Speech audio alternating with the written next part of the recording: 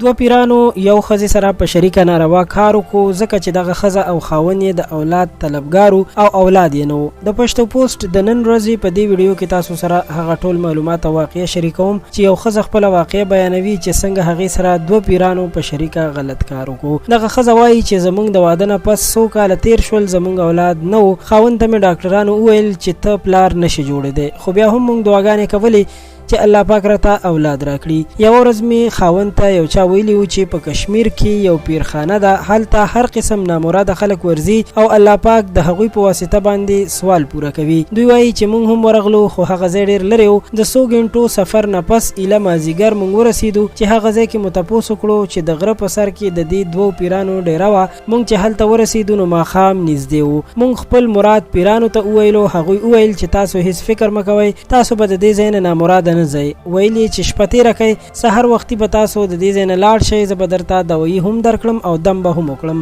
دوی وایي چې موږ هم ډېر ستړي وو او هلته نور خلک مسافر هم راغلي وو چې ښځې هم پکې وي. نو په دې وجه باندې موږ ښه وګڼله او هلته پاتې شو. چې شپه شوه او موږ کله خوراک وکړو نو په ټولو مسافرو باندې یو قسم نشه خوره شوه او ټول ویده شول. دا سړی وایي چې زه هم نیم ویښ او نیم وده وم ځکه چې په ما باندې هم نشه ختلې وه، خو سترګې مې لږې غړېدلې، نور توان راکې نه و. په دې دوران کې مې ولیدل چې دغه پیران راننوتل او د مسافرو ښځو نه یې دوه ښځې ځان سره بوتلې. دغه سړی وایي چې زه سحر پوه شوم چې دغه دوه کسانو کې یوه زما ښځه هم وه، خو بیا هم زه غلی پاتې شوم او ځان سره مې ویل چې زما ښځې سره به داسې څه غلط کار نه وي شوی او ځان ته مې دلاسا ورکوله. سړی وایي چې سحر ما ته پیرانو دوايي هم راکړه او دم یې هم وکړو او راته یې وویل چې زر به تا ته الله پاک اولاد درکړي. دا سړی وایي چې څه موده پس مې ښځه د اولاد مریضه شوه او اولاد مې هم پیدا شو، خو ښځه مې بیا هم ډېره پریشانه وه چې ما ترې د پریشانۍ پوښتنه وکړه. نو ما ته یې ټوله قصه تېره کړه چې په هغه شپه باندې را سره پیرانو داسې غلط کار کړی و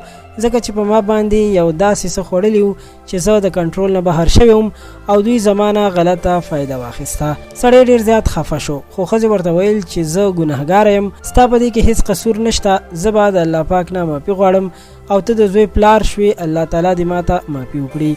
قدرمنو، دا واقعیات اکثره ځایونو کې کیږي او داسې ډېر بې ضمیره خلک شته چې د پیرانو په نوم باندې د اسلام د نوم نه غلطه استفاده کوي. د دې ویډیو په پیغام به تاسو پوه شوي یئ. که غواړئ په آینده کې تاسو له نور